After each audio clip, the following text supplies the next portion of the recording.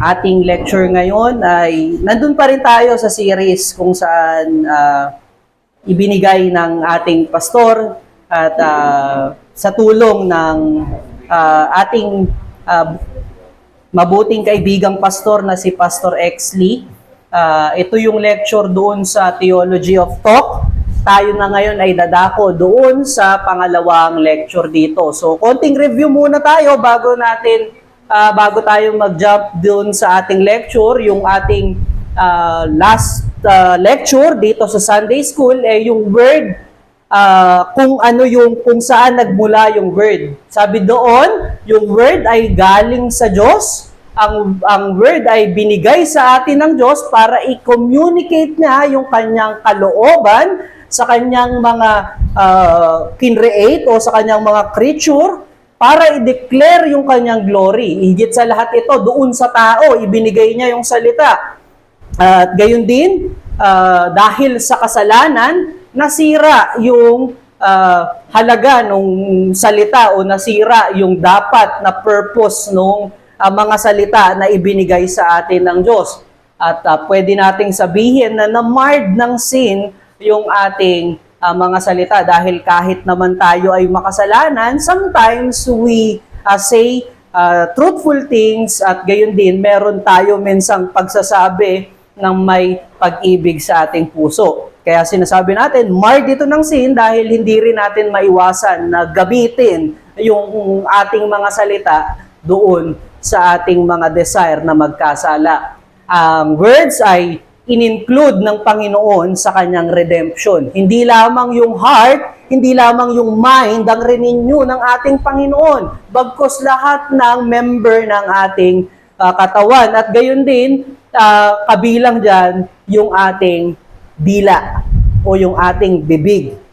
So kaya ang lesson natin ngayon na malaman natin na ang salita ay galing sa Diyos at itong salita na to ay binigay sa atin upang ma-communicate ng Panginoon yung kanyang will at gayon din ma-declare natin, knowing His will, ma-declare natin yung kanyang glory. Ang ating lecture ngayong umaga is controlling our tongue o controlling the tongue. Yun yung ating lecture ngayong umaga dahil nga marred ng sin, ngayon tayo ay redeemed ng ating Panginoon at knowing na tayo ay may indwelling sin, we have to control our tongue. We have to stop sinning using our tongue. Dahil nga tayo ay able to sin and able not to sin na ngayon, ito yung ating estado at ito yung ating dapat gawin. Dahil minamahal na natin yung kadakilaan ng ating Panginoon, yung kabutihan ng ating Panginoon, doon na tayo nakatingin at dapat naka-align na doon yung ating buhay. Kaya nga sabi ni James doon sa James chapter 3 verse 6 to 8, sabi niya dyan, and the tongue is a fire, a world of unrighteousness. The tongue is set among our members, staining the whole body, setting on fire the entire course of life, and set on fire by hell. For every kind of beasts and birds, of reptiles and sea creature can be tamed and has been tamed by mankind.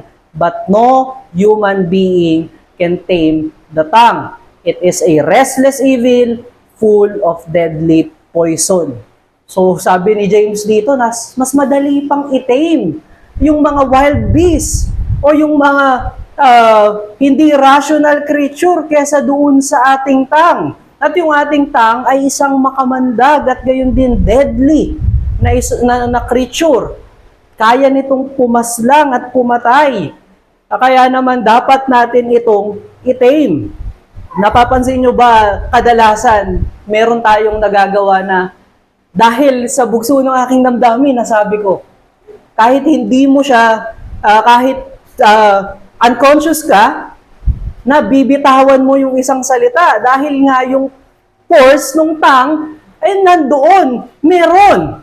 At pwede nating makita dyan, because of sin entered the world, our tongues naturally produce death. Sabi sa Proverbs 18, verse 21. Dahil sa sin, katulad ng sinabi natin kanina, nagkaroon o na-marred ng kasalanan yung ating mga salita at gayon din yung ating mga dila at bibig na siyang nagpapahayag ng mga bagay-bagay at kadalasan ito ay nagpo-produce ng death. Alam natin na yung sin produces death. And when we say things na sinful, hurtful, it produces death. Paano nagpo-produce ng death ang isang salita? When you offend your brothers or your brethren, anong pinapatay nun? Relationship. Pingi. Joke lang. Anong pinoproduce nun? Death ng relationship nyo. Pag ikaw ay naggagasip sa iyong kapatid, anong death ang napoproduce nun? Ina-assassinate natin yung kanyang character. Minimisrepresent natin siya. An unregenerated heart would produce words not pleasing to God. Dahil nga marred ng sin, ang tao, ang pinoproduce niya ay lahat ng opposite sa Panginoon and unpleasing sa Diyos. Hindi na natin dinedeclare yung kanyang glory. Ang dinedeclare natin is our own glory and our own desire. But because of Christ, our tongue have been redeemed to express praises to God and graces to others. So, yan yung nangyari sa atin dahil sa gawa ni Kristo sa krus ng Kalbaryo na tayo ay kanyang niredeem sa kasalanan, tayo ay iniligtas niya sa kamatayan, gayon din yung lahat ng members ng ating katawan. Tayo ngayon ay redeem na hindi lamang sa spirito, hindi lamang sa isip at sa puso, gayon din yung ating mga dila. Kaya nga tayo ay merong mga himno na kaya nga tayo pagka nakabasa tayo ng magandang passage na akma doon sa ating nararanasan, we praise God through prayer. We praise God through our words. Di ba pagka nakarinig tayo ng magandang balita, praise God, kapatid. Di kayo sinamahan ng Diyos at enable niya na ma-conquer mo yung iyong problema ngayon. Ganun na yung ating dila ngayon dahil tayo ay redeem na. Ngunit kahit na tayo ay redeem na, meron pa rin taint ng sin, katulad ng sinabi natin kanina, na meron pa kasing indwelling sin. Napapansin nyo ba na meron pang mga churches na nagkakaroon ng pagkahati dahil sa masasamang dulot ng mga salita? Napapansin nyo ba, meron pang mga Kristiyano na meron mga hindi magandang salita sa kanila? And even, pansinin natin yung ating sarili, sometimes, meron tayong mga hindi magandang pananalita patungkol sa isang issue, patungkol sa isang tao. At dapat natin yan i-repent sa ating Panginoon. At yan ay bunga ng kasalanan. Hindi pa tayo nasa glorified state. Hindi pa tayo, wala pa yung glorified body sa atin. Hindi pa pina-perfect ng Panginoon yung ating estado. At yun ay mangyayari doon sa glorification ng Panginoon. Ngayon na tayo, nalalaman natin na ito pala ay hindi maganda sa Panginoon na when we slander sa ating kapatid, when we gossip para sa ating kapatid, kapag tayo ay nagiging hard sa rebuke at nagiging masyadong sharp sa ating pananalita, hindi nagbibigay ng glory sa ating Panginoon. Dapat natin i-control yung ating tongue. Remember na yung ating Panginoon ay dinala tayo to produce good things, to produce glory sa pangalan ng kanyang Ama. So when we do those things, hindi natin nabibigyan ng glory ang ating Panginoon. So knowing na tayo ay redeemed na, nakakapagpuri tayo sa Panginoon, at knowing na may indwelling sin, kailangan natin i-control yung ating tongue.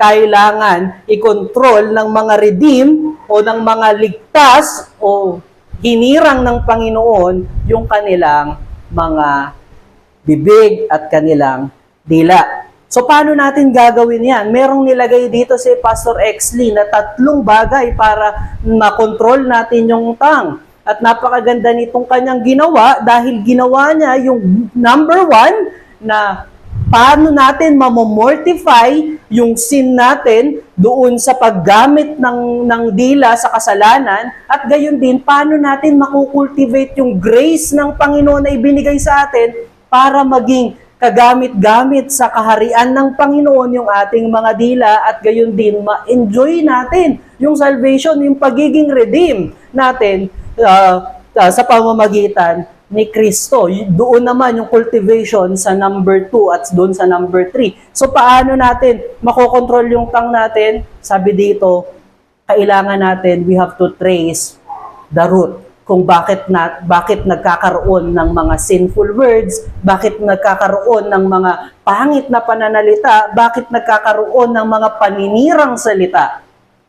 Sabi sa Luke chapter 6 verse 45, the good person out of the good pleasure of his heart produces good, and evil person out of his evil treasure produces evil. For out of the abundance of the heart, his mouth speaks. Para ma-resolve natin yung ating, o magamot natin yung ating problema sa makasalanang dila at bibig natin, kailangan nating hanapin yung root o yung core ng kasalanan na ito. At bilang mga rational creature, hindi tayo katulad ng mga wild beast na hayaan na lang yung problemang dumaan. Magre-reason na lang at i-blame sa iba yung nangyari o yung circumstansya. Tayo ay mga reasonable creature, rational creature, kaya kailangan nating mag-isip kung saan nagmumula yung problema. At nagmumula iyon, sabi nga dito sa ating binasa, sa puso ng tao.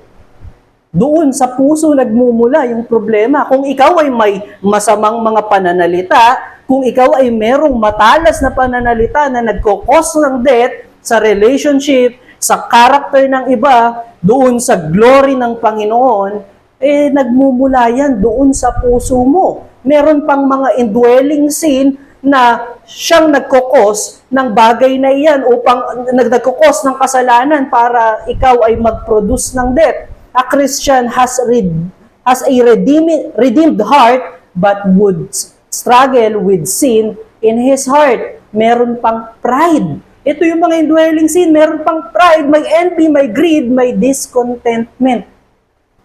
Although Christian has a redeemed heart, they have also a heart that is still marred with sin. For Christians are still not in glorious state. So meron tayong mga ganito pa. Meron pa bang pride doon sa puso natin? May inggit pa ba? At meron pang pagnanais na malakap ang lahat ng bagay. At dahil meron kang pride, envy, and greed, ibig sabihin yan, may discontentment pa doon sa ating puso. Yung mga indwelling sin na yan, meron talaga tayo niyan. At hindi natin maiiwasan at alam natin na meron pa tayong mga bagay na yan. Nagagawa natin ng kadalasan or bihira ang mga bagay na ito. Pero yung katotohanan na nagagawa natin siya, ibig sabihin may indwelling sin at we must detect kung saan nagmumula ang bagay na yan. At yung indwelling sin ay nakakaapekto sa aspect ng life. Sabi ni J.C. Ryle sa expository niya dito sa Gospel of Luke, is the general tone of a man communication carnal, worldly, religious, godless, or profane? Then let us understand that this is the state of his heart. So sabi niya, kung merong carnality sa iyong puso, may irreligious ka sa puso mo, meron kang hindi paniniwala sa Panginoon, at meron kang paninira o nakakasirang bagay na sinasabi, ibig sabihin yan yung estado ng iyong puso. Yan yung nilalaman ng iyong puso talaga.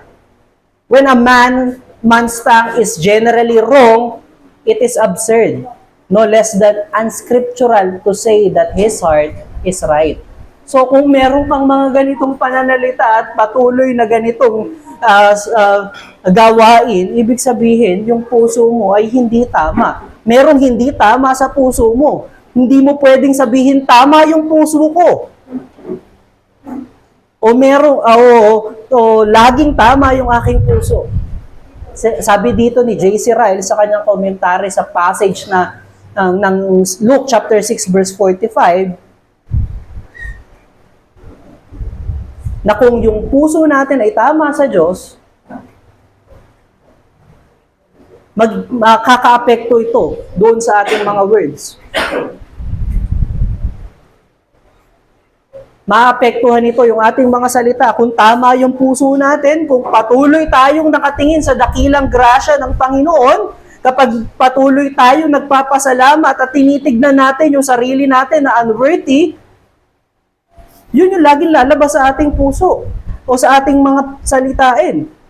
Napakabuti ng Panginoon sa akin. And even na meron ka nakikitang sinning brothers, brethren, ang lagi mong iisipin na napakabuti ng Panginoon at hindi ako inilagay sa state na yon at nagkakaroon ka ng habag dun sa kapatid na iyon. Hindi ko sinasabing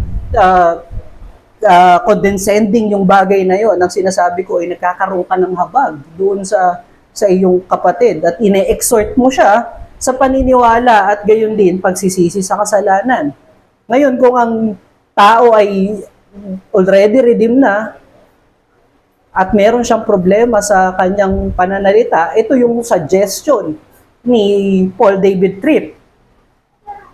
They are the fruit of the roots issues found in the heart, in our hearts. Word problems are always related to the heart problem. That's why we will not solve communication problem by dealing only with words, any more than we would solve a problem with plants, fruit, production by dealing only with the fruit. If a plant isn't producing good fruit, there is a problem with the plant system itself, down to its very root. So kung tayo ay may problema sa ating pananalita, hindi pala natin dapat tignan kaagad yung mga words natin. Ang dapat nating unahin ay yung nilalaman ng ating puso. Meron akong maling advice before. Merong nagtanong sa akin ito kung paano siya makakapagsalita na much accepting o acceptable doon sa mga taong sinesharan niya o doon sa kanyang kinokorek na tao. Ang aking unang advice doon, ayusin mo yung words mo, planuhin mo yung words mo. Pero dito sa ating lecture ngayon, ikinorek tayo ng Panginoon. Hindi pala dapat yung words natin yung una nating ayusin. Bagkus yung puso natin. Dahil kung ayos yung puso natin, kung wala yung pride, envy, greed at discontentment, magiging maayos din yung way of communication natin sa iba. For example, gusto nating i-correct yung maling words o maling understanding ng mga charismatic Pentecost at ng mga oneness sa patungkol sa Diyos. Kung ang puso natin ay napupuno ng pride, ano yung way natin to correct them? It is boastful. Mali kasi kayo, hindi nyo naiintindihan eh. Mali yung hermeneutics nyo. Nag-uumpisa ka kagad na mag-boast ng mga bagay na alam mo, meron ka, at ng mga tama.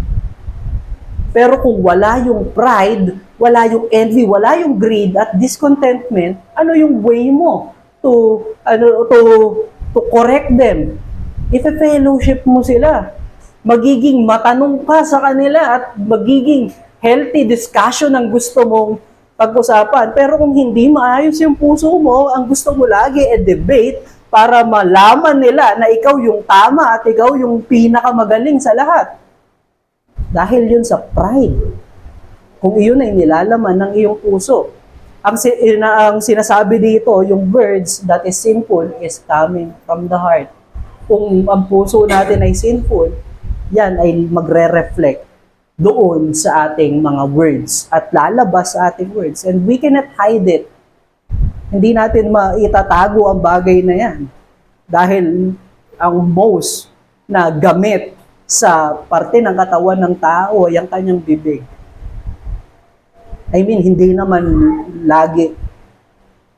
Pero isa sa mga pinakagamit ay ang bibig. Sin of the tongue can be traced from the heart, sabi ng Ephesians chapter 4 verse 31. Let all bitterness and wrath, anger and clamor and slander be put away from you, along with all malice. Ibig sabihin ni Paul dito, mga kapatid, kung may bitterness ka sa puso mo, lalago yan sa wrath. At kung yung wrath, nandoon sa puso mo, lalago yan sa anger. At kung meron kang anger, lalabas yan sa pamamagitan ng pagsinghal mo, pagsigaw mo doon sa taong kinagagalitan mo. At sometimes, kapag nakatalikod na siya, yung iyong galit sa kanya, expressed in words, madali na rin sa yung slander siya. So, saan nagmumula, mga kapatid? Yung bitterness. Sa heart. At maititrace natin lahat ng wrongful words natin and wrongful act using our mouth through the heart. At doon, sa ating heart.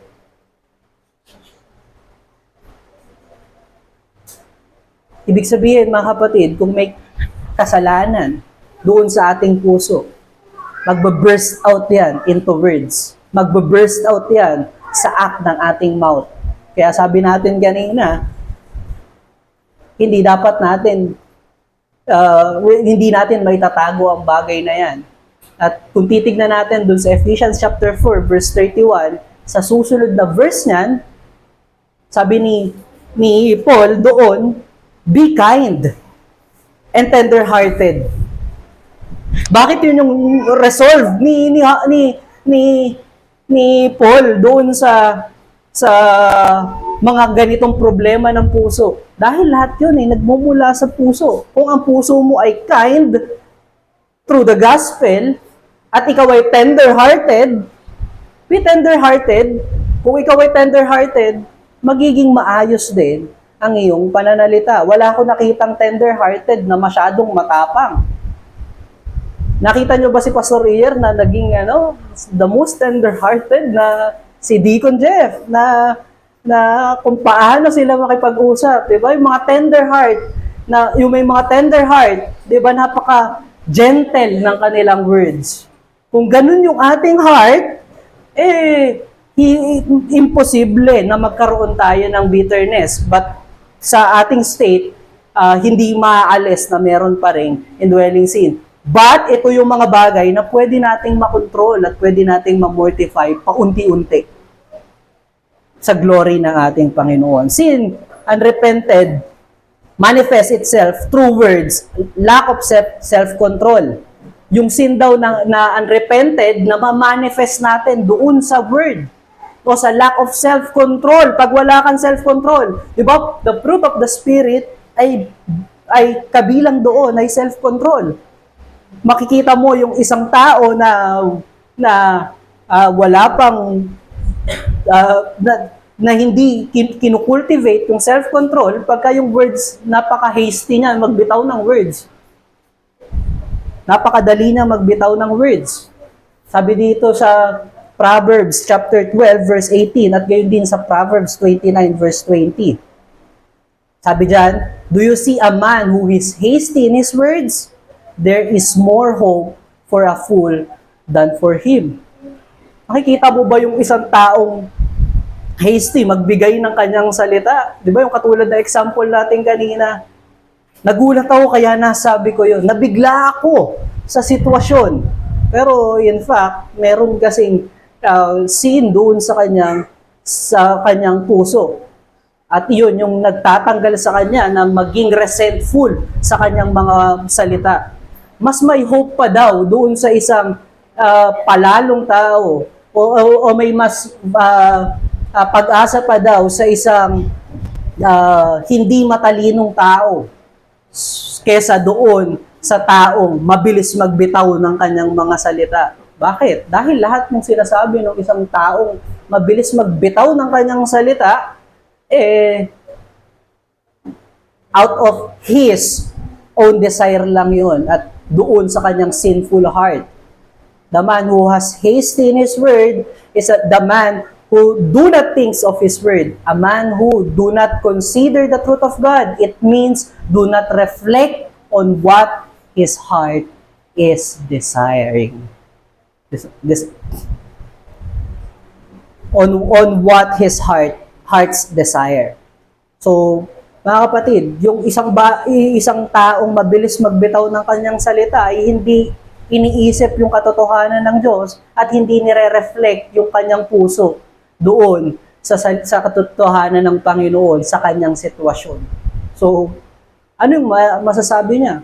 Panay death, panay na curse yung kanyang maibibitaw sa atin. Sabi din sa verse 20 ng chapter 29 ng Proverbs, there is one who rash words are like sword thrust, but the tongue of the wise brings healing. Sinasabi dito na yung words ng isang sinful man o yung words ng isang may unrepented sin ay parang espada. Ano yung ginagawa ng isang espada? To kill, to hurt others, to injure others. But yung tongue ng isang nakatingin doon sa glory ng Panginoon na patuloy tinitignan yung katotohanan ng Panginoon brings healing. Ano yung binibigay ng words nila? Reconciliation, regeneration, life. Yun yung naibibigay nila. At pagka ganun yung ating words, yun ay nakatuon doon sa ating Panginoon, ikaw ay wise na nagfi-feed na naghahanap ng restoration para sa iba din. Hindi lang para sa iyong sarili, but also to the glory of our God. Ang wise man ay pinifeed yung kanyang puso o yung kanyang kaisipan ng knowledge of God. So, imbes na i-fill natin ang hatred, i-repent natin yun. And by repenting, we are filling our hearts nung knowledge ng Panginoon, yung words ng Panginoon. Saan tayo nakakakuha kaya tayo nagre-repent? It is through the gospel, it is through the word of God. Sabi ni Philip Graham Ryken, sa kanyang expository dito, the tongue is sound system of the heart. Whatever is in our soul gets amplified whenever we put it into words. Our angry words come from our murderous heart. Our salacious words come from our adulterous heart. Our complaining words come from our envious heart. So ano yung ating bibig? Amplifier o microphone ng ating heart. Kung yung puso natin ay unrepented sa anger, yung mga nasasabi natin ay mga murderous na words. Kung ang ating puso ay merong unrepented sin about malicious things, ang words natin ay puro adulterous words. Kung ang puso natin ay patuloy na naghahangad ng ibang bagay o patuloy na merong unrepented sin about envy at discontentment, ang maipoproduce ng ating words ay puro complaint.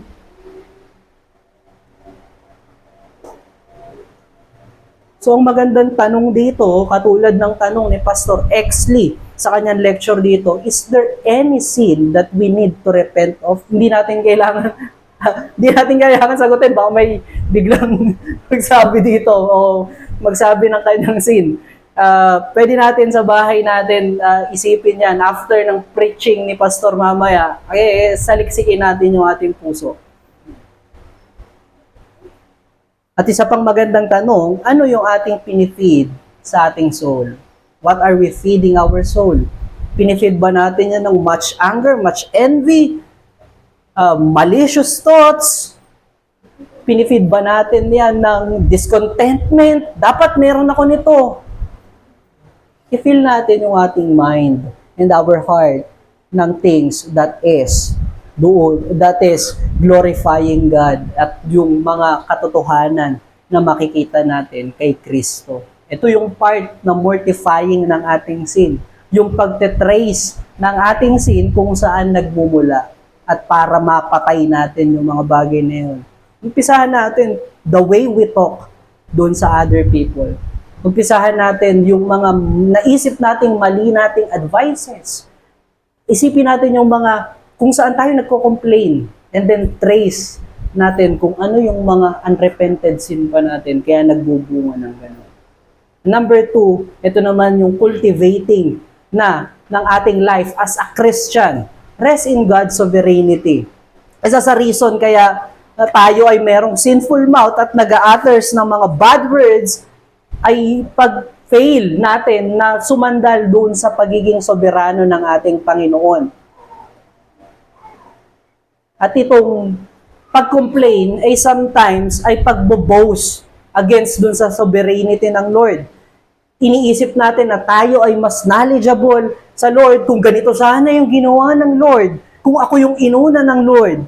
Or iniisip natin na mas worthy tayo ng comfort kesa sa iba, nagiging boastful na tayo, natatanggal yung humility sa atin pagka hindi tayo nagre-rest sa sovereignty ng Lord. And doon, nag-uumpisa yung ating mga complaint. Kaya nga, pwede nating sabihin, complaining is rejecting God to have control over our life. Pag hindi tayo nagre-rest doon sa sovereignty ng Lord, nire-reject natin yung control ng Panginoon. Nilalabanan natin yung kanyang mga decree. Nilalabanan natin yung kanyang kalooban sa buhay ng bawat kanyang hinirang. Para maiwasan natin o para makultivate natin yung ating pag-rest doon sa sovereignty ng ating Panginoon, our words must be dependent on God's sovereignty. So dapat yung words natin ay nakadepende doon sa pagiging soberano o doon sa control ng Panginoon sa ating buhay. If my words do not flow or if my words don't flow out of a heart that rests in His control, then they came out of a heart that seeks control.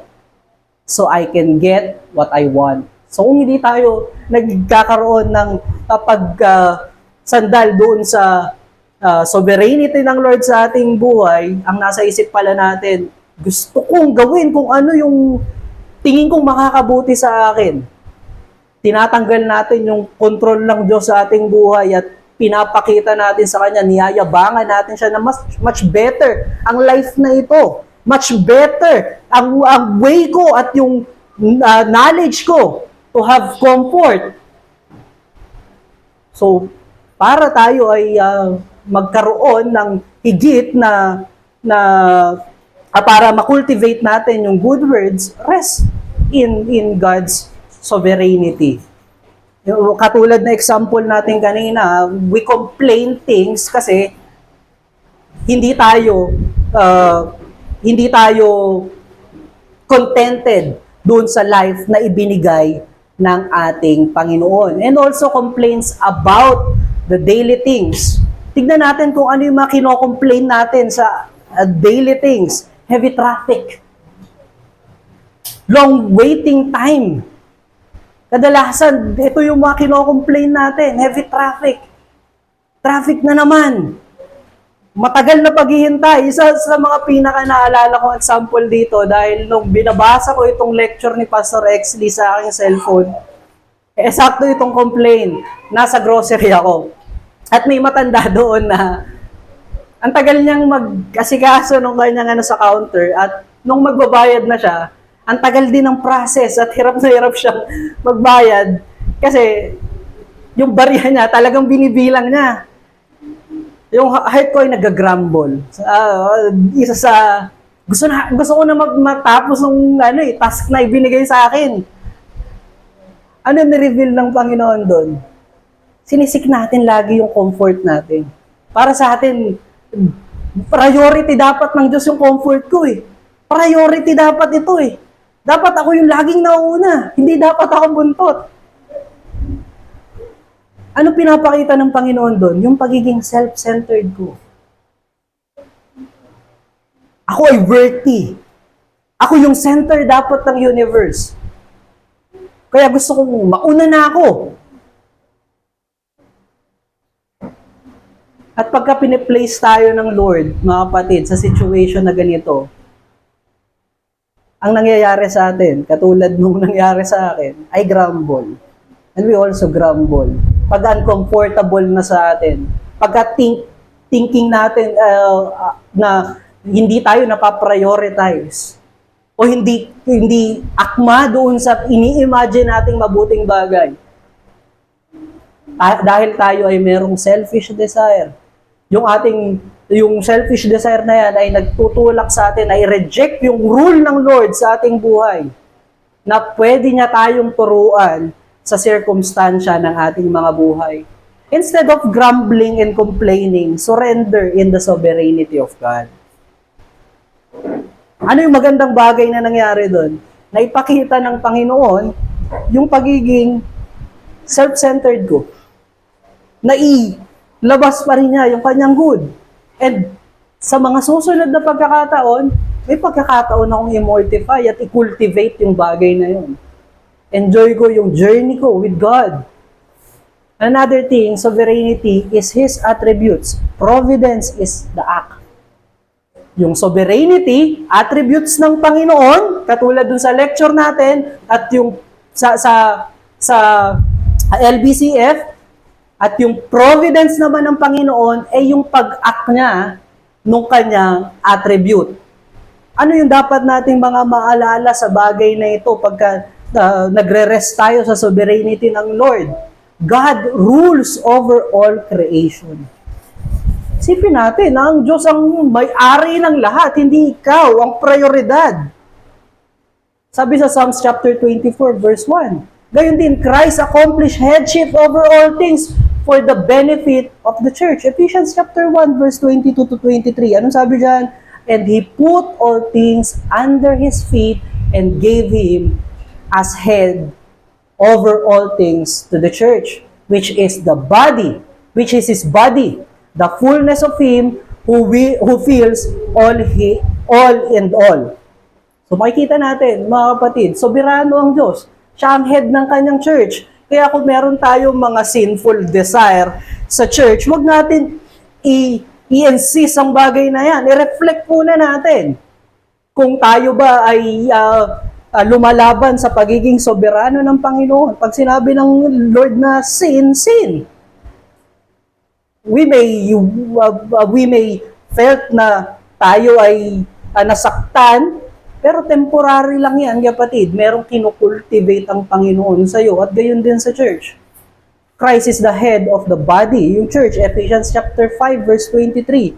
Yung husband ay head ng kanyang wife, katulad ni Christ sa kanyang iglesia. So magpasakop tayo sa soberanong salita ng Panginoon. Christ rules over specific details of our lives. Acts chapter 17, verse 26 to 27.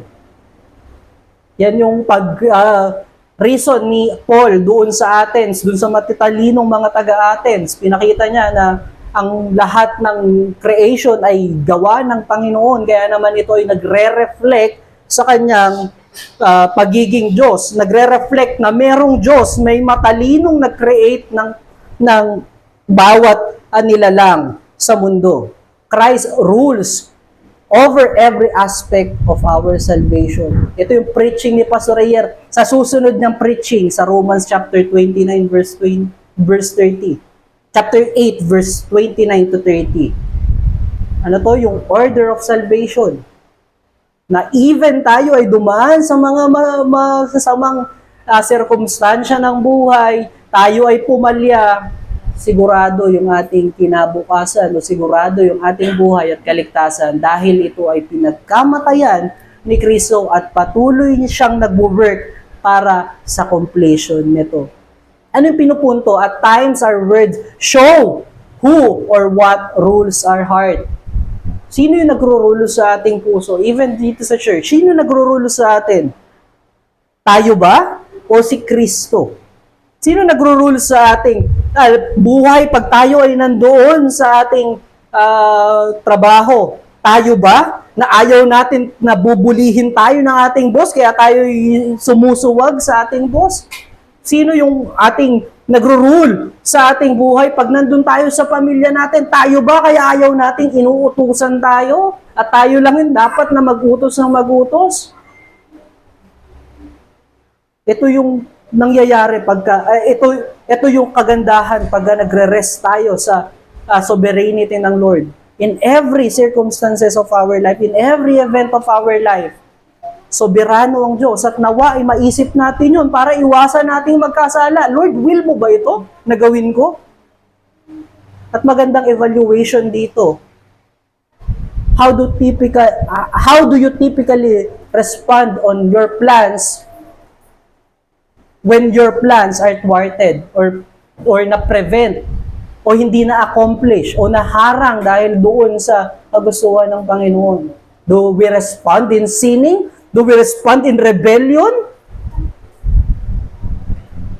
Do your words reveal that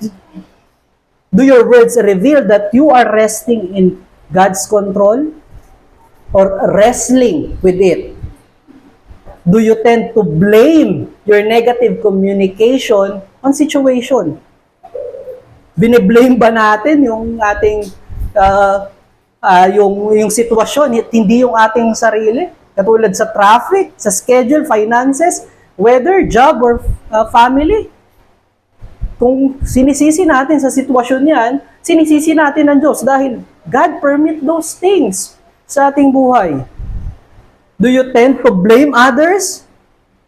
Sinisisi ba natin yung ating asawa, yung ating mga anak, yung ating parents, yung bosses, workmates, church, pastor, and deacons? Sa mga sitwasyon na hindi magandang nangyari sa atin o sa mga pinili nating gawin o sabihin?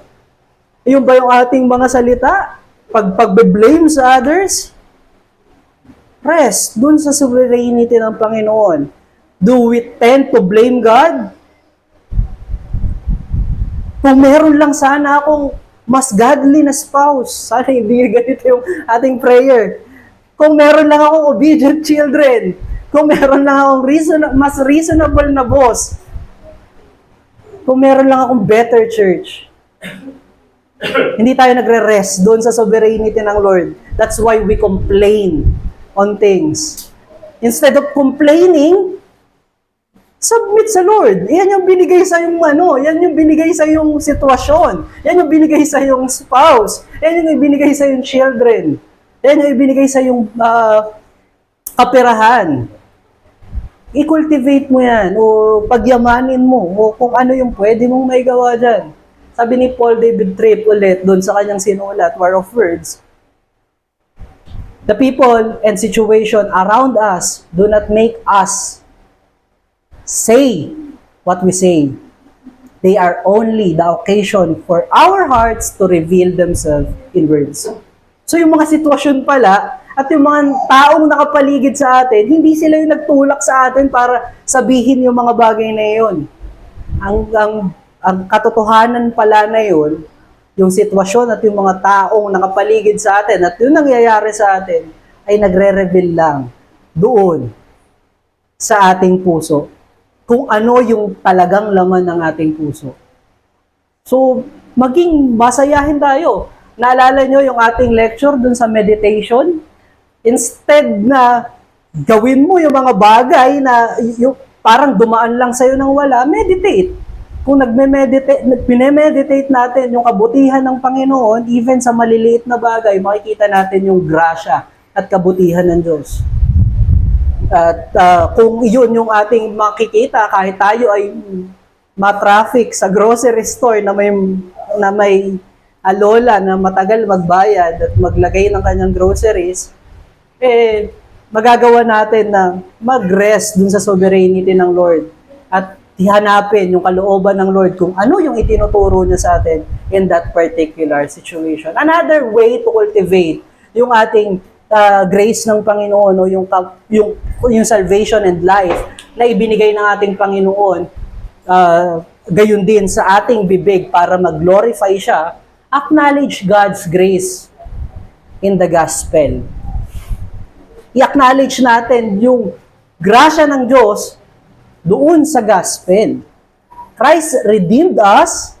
This includes our tongue, which then affects people around us. Again, di ba? Sabi natin, words affect. Words can kill. And words can restore. At yun din yung ginamit ng Panginoon. John chapter 1, verse 1. Si Kristo, ang salita ng Panginoon, ang kanyang logos ang naging tagapagligtas sa atin na ating pinaniwalaan at sinampalatayanan. If our tongue are redeemed by the Lord, let it proclaim things that is edifying and profitable for others. Kung tayo ay redeem, kung nakatuon yung ating kaisipan dun sa gospel, dapat yung ating mga salita ay edifying din at profitable para sa iba. Katulad dun sa cross-reference ng Luke chapter 6 verse 45, dun sa Matthew chapter 12 verse 34, nung kinorek ni Christ yung mga Pharisees, sabi niya dyan, "You brood of vipers, how can you speak good when you are evil? For out of abundance of heart, the mouth speaks." Ano yung nag-abound dun sa ating puso? Yung gospel ba? Yung grace ba ng Panginoon sa gospel? Kung yung gospel ang nag-abound sa atin, dapat iyon yung ating dapat na laging salita. Not grumbling words, not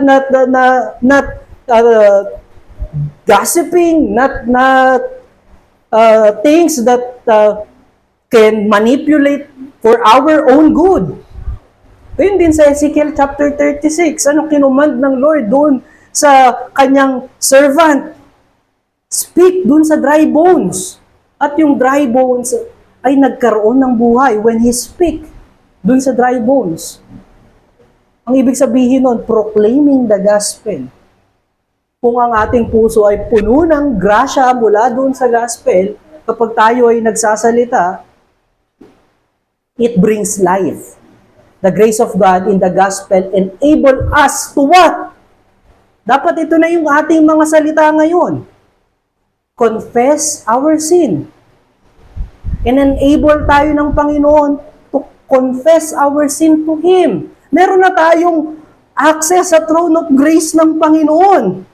Instead na magsinungaling ka na may struggle ka sa iyong kapatid, confess your sin to your brethren. Anong kagandahan ng bagay na to?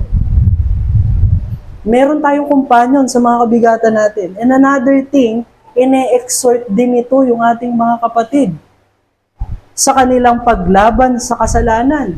At gayon din, nagre-rebuke para doon sa mga nag-e-enjoy nung same sin na sinabi mo sa kanila. Iyon yung kagandahan kung ang ating kaisipan ay nakatuon doon sa grace ng Panginoon sa gospel. And enable din tayo dahil sa grace ng Panginoon sa gospel to say no to sin. Pwede na tayo mag-say no to sin, pwede na tayo mag-say no to temptation. Dati parang ang dali lang sa atin. Wala namang makakakita. Wala namang makakaalam. Hindi ko rin naman sasabihin sa kanila. Ngayon, we can say no to sin kahit in secret, kahit in personal sa atin. Meron ng guilt kung tayo ay nakatuon sa grasya ng Panginoon sa gospel. Say thank you to God in prayer. Meron na tayong access sa Panginoon to praise Him for His goodness and greatness. Our mouth became more holier by uttering thanksgiving to God. Ito yung nakukultivate natin. Gusto natin maging holy yung mga nasasabi natin? Give thanks to God. Ang mas isipin mo, i-feel mo ay yung grasya ng Panginoon sa iyong puso. Paano ito nagkaka-apekto sa atin? Kung nasa suffering sa trials ka, alalahanin mo na iniligtas ka ng Panginoon sa higit na delubyo doon sa kamatayan eternal doon sa impyerno. At yun ay magiging comfort mo. At you can give thanks to Him. Pwede tayong mag-exhort ng ating mga kapatid sa Panginoon sa pananampalataya sa Diyos kung paano siya nag-work sa ating buhay at binigyan tayo ng victories against sufferings and trials. Nakaka-exhort yun. Nakakapagbigay ng buhay sa kanila yon. Nakita natin, tinatransform ng Panginoon yung ating mga words kung ano yung usual dapat nating sinasabi. Ano yung mga usual nating sinasabi? Hirap ng buhay. Ano yung usual na sinasabi natin? Ganito kasi siya eh. But ngayon, na tayo ay meron ng redeemed heart at gayon din, redeemed mind, it affects our tongue. Ano na yung mga sinasabi natin? Napakabuti ng Panginoon. Gayon din, sa ating buhay, doon sa ating mga pananalita, ang mga nasasabi na natin ay patungkol doon sa paglaban sa kasalanan. The grace of God in the gospel also enable us to choose our words and be redemptive intentionally towards others. Sabi ni Pastor Exley, dito sa redemptive intentionally, ang ibig palang sabihin nito, meron ka sa kaisipan mo na ipasa yung grasya ng Diyos sa iba. Meron ka sa kaisipan mo na i-exhort yung others sa kanilang sanctification at sa sanctification ng church. Pag sinabi natin redemptive o redemption, ibig sabihin nito, pagpasa ng buhay. O buhay. Kaya pag sinabi mong redemptive intentionally, pagpasa ng buhay na iyong tinanggap mula sa gospel.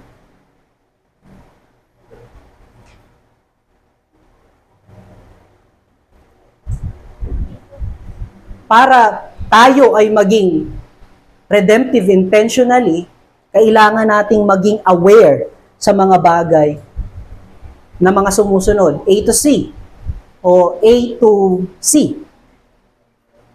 Aware of what? Aware kung ano.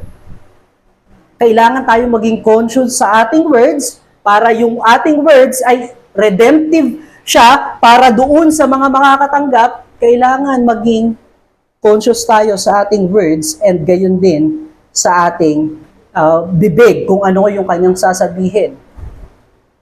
Dahil tayo ay redeemed, kailangan nating maging mindful sa ating words. Kailangan nating kontrolin yung ating sasabihin. At kailangan yung ating words ay naka-align doon sa glory ng ating Panginoon. Instead, sa ibang bagay ang sabihin natin, piliin nating sabihin yung word of truth.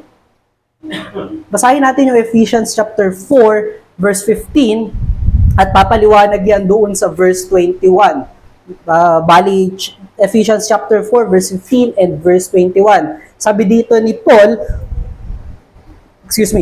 rather speaking the truth in love, we are to grow up in every way into Him who is head into Christ. Speaking the truth. Yung truth dito, mga kapatid, dun sa verse 21, assuming that you have heard about Him, you were taught in Him, as the truth is in Jesus. So, ibig sabihin, yung truth na sinasabi dito ni Paul, at yung truth na kailangan nating sabihin is si Kristo. Again, doon sa John chapter 14, verse 6, He is the way to the truth. So, ibig sabihin, si Christ yung dapat nating sabihin, yung katotohanan ni Kristo, yung mga katotohanan ni Kristo. Para kay Paul, yung katotohanan ay yung mga salita ni Kristo. Kung nasa isip natin yung redemption para doon sa mga kausap natin, and even sa atin, sa ating sarili, and even doon sa unity ng church, speak natin yung words ni Christ. Rather than our own idea of unity, rather our own idea ng best para sa church, rather than our thought about what's best for our friends and family. Speak the truth of Christ. Ano yung katotohanan ni Kristo sa kanilang mga sitwasyon, sa iyong sitwasyon? And choose the word of love. 1 Corinthians chapter 13, verse 4. panay pag-ibig yung ating sabihin or choose the way we speak. Kung ito ba ay merong pag-ibig. Kung nagmamahal ba tayo pag sinasabi natin yung truth, or we are boastful, arrogant. Kung tayo ba ay irritable or resentful pag tayo ay nagsasalita o kausap ang ating mga kapatid sa Panginoon. Again, hindi ito para sa iilan lang. Ito ay para dapat sa lahat. And again, and another thing, restraint. Yung ibig sabihin dito nung restraint ni Pastor Exley, it should be honest, not controlled by anger. Yung anger dito, yung nire-restrain. Yes, honest, but not controlled by anger. Yung nire-restrain yung anger. Familiar ba tayo sa word na prangka? Kaya ganun ako magsalita, prangka ako. Yung katotohanan doon, hindi siya honest. Siya ay controlled by his anger or her anger. So walang restraint. Choose the word of restraint. Grace. Growth in grace. 2 Peter chapter 3 verse 18. Forgiveness. Tayo ba ay pag nagsasalita ba tayo, nag-a-advise ba tayo, we proclaim reconciliation? We proclaim regeneration para magkaroon ng buhay. We proclaim redemption. And another thing is gratitude. Ephesians chapter 5, verse 4.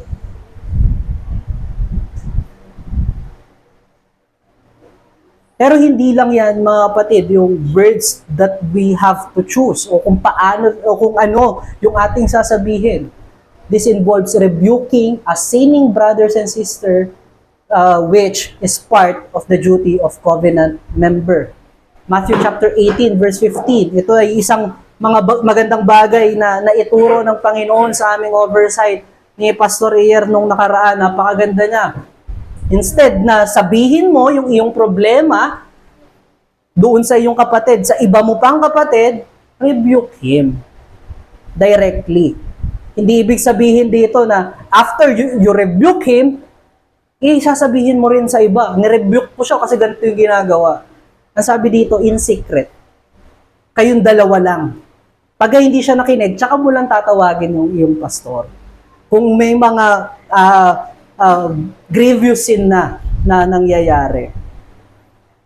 At magandang rebuke ito sa ating lahat.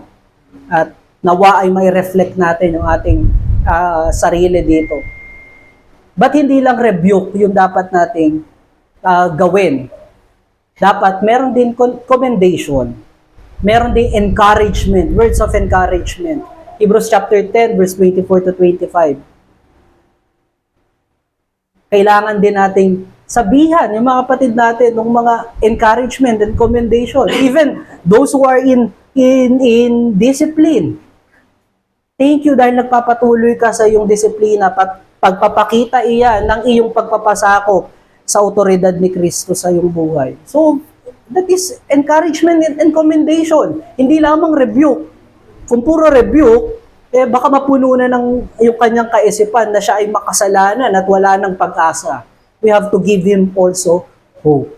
At yan ay nangyayari pagka tayo ay nag-meet at nag-fellowship. Ang pinupunto dito, our words should bring redemptive good into the lives of people God has providentially placed around us. Dapat yung ating words ay nagiging redemptive good doon sa buhay nila. Being aware of when, kung kailan sasabihin. Sometimes our desire to talk is to motivate by our selfish heart. We must always consider others. Sabi sa Proverbs chapter 15, verse 23. Gayun din dun sa Proverbs chapter 25, verse 11. Fitly spoken. Right circumstances. Dapat alalahanin natin yung tamang circumstances. Ang ganda nitong Proverbs 25 verse 11. A word fitly spoken is like apples of gold in a setting of silver. ginto yung yung karunungan na bibigay mo o yung salita mo kapag tamang time. Hindi pwedeng patulog na tsaka mo bibigyan ng mga problema. Maganda na sana yung tulog niya, hindi pa siya nakatulog dahil binigyan mo pa ng isipin. Tiredness, unwell, o may sakit na, binigyan mo pa ng kabigatan. Dapat i-timing din natin. Para sa mga husband, kailangan, wag sa period ng inyong mga misis, awayin talaga kayo niyan. Walang tama dyan. Kaya nga, ang huling salita, pag meron silang menstruation, sila. Kaya nga tinawag yan na period. Tapos, kaya, wag natin, humanap tayo ng tamang timing kung kailan natin sasabihin yung mga words of wisdom, words of encouragement, and our review. We need much sensitivity to know when to communicate certain matters. So, humanap tayo ng tamang oras para sabihin at maging sensitive tayo dun sa kanilang pinagdadaanan, sa kanilang sitwasyon sa buhay. So, para mas maging edifying at profitable sa kanila yung mga bibitawan natin. Marahil minsan maganda yung sasabihin natin, but wrong timing, hindi rin naging edifying para sa kanila. Pwede rin natin magamit sa fellowship ito. Kung tingin natin pagod na tayo, magiging hindrance lang tayo to enjoy the fellowship of our brethren, choose na lang to rest. So, di ba? Tansyahin mo din yung iyong sarili.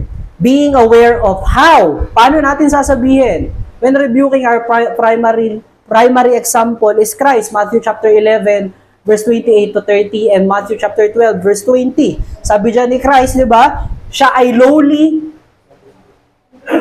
siya ay gentle and lowly in heart. Dapat merong mababa at gentle lang. Sa verse 20 ng chapter 12, Matthew, a bruised reed, he will not break. Sugatan na, hindi niya lalong susugatan. Tayo ba paano ba tayo mag-advise? Sabi ko sa iyo yan ang sinasabi ko. Di ka nakikinig, di ba? Ganun ba tayo mag-advise? Dapat hindi. May kababaan ng loob na nag-advise. Merong pagiging gentle.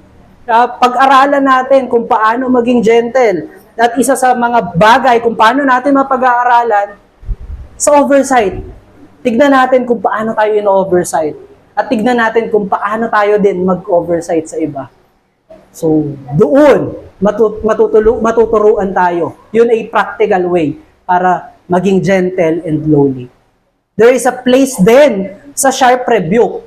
Siyempre, hindi lang laging gentle and lowly. Pagka meron ng grievous sin that leads doon sa disunity ng church, nagli-leads doon sa excommunication at ganun din sa other to turn away from their faith, kailangan natin ng sharp rebuke. Sabi sa Titus chapter 1 verse 13. Ano sinasabi diyan sa Titus chapter 1 verse 13?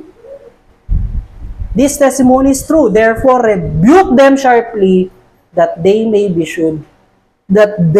be sound in the faith. So, sinasabi ni Paul dito kay Titus, i-rebuke mo sila dahil sila ay nagtuturo ng false doctrine at hindi lang yung mga nagtuturo ng false doctrine, bagkus yung mga sumasama sa kanila. Bakit sharp na ito? Naglilid na sa grievous sin Naglilid na sa disunity ng church Naglilid na sa false teaching. So, kailangan na nito ng sharp rebukes. Pero hindi laging kailangan ng sharp rebuke Ginagamit lang ito pag severe na yung cases. Baka naman laging na tayong sharp rebuke. Makita lang natin na seemingly nag-lie. False doctrine yung sinasabi nito, ma-sharp rebuke to. Hindi dapat ganun. Tignan natin kung ano yung mga grievous sin doon sa gospel at doon sa mga epistle. So, isa sa mga magandang evaluation dito, pagka nakukultivate natin yung God's grace sa kanyang gospel, do your word show that come from the redeemed tongue? Yung ating salita ba ay galing doon sa redeemed tongue na naka-align doon sa redeemed heart? Do you think of good of others before you speak to them? O iniisip ba natin yung makabubuti sa kanila bago natin sabihin? O tayo ay nagsasalita na lang para lang doon sa ating sarili? Again, mga kapatid, pwede nating tignan yung mga bagay na ito by tracing tracing the problem at na-identify natin yon sa heart natin.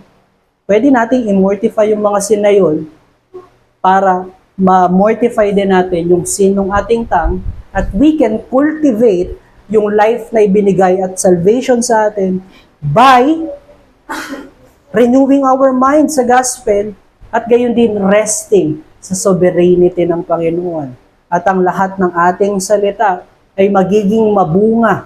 Ang ating salita ay magiging puro pag-ibig at buhay mula kay Kristo. Sa ating conclusion, Christ is the Lord of our tongues. Hindi na ikaw ang Lord ng iyong tongue. Si Kristo na. His Lordship involves the what, when, and how of our speaking. Dapat natin i-consider ang mga bagay na yan at ito ay makakatulong to control our tongue. Let us pray. Panginoon, aming Ama, maraming salamat sa umagang ito na ibinigay mo sa amin upang alalahanin namin ang iyong redemption at gayon din ang iyong buhay na ibinigay sa amin. Dalangin namin, Panginoon, na kahit na kami ay may mga indwelling sin, ay matrace namin yung problema kung saan nagmumula, which is in our heart, at ito ay matanggal namin at ito ay mapalitan, Panginoon, ng mga karunungan patungkol sa iyong pagiging soberano at karunungan, Panginoon, at katotohanan mula sa iyong grasya sa gospel. At nawa, Panginoon, ito ay ma-affect yung aming tongue at mag-proclaim kami patuloy ng buhay at pag-ibig ni Kristo. At ito ay maging profitable for others at also give glory to your name. Dalangin namin na Banal na Espiritu ay patuloy na ilagay sa aming kaisipan ng lecture na ito at mapanatili ito sa aming puso para sa iyong kapurihan. Ang dalangin namin ay sa pangalan namin, Panginoon, at tagapagligtas na si Jesus. Amen. So yung mga